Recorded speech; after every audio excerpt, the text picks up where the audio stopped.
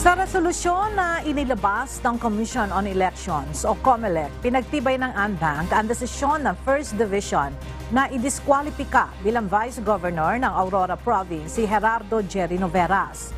Kaugnay ito sa paggamit umano ni Noveras ng resources ng gobyerno para sa kanyang pangangampanya noong nakaraang 2022 national and local elections.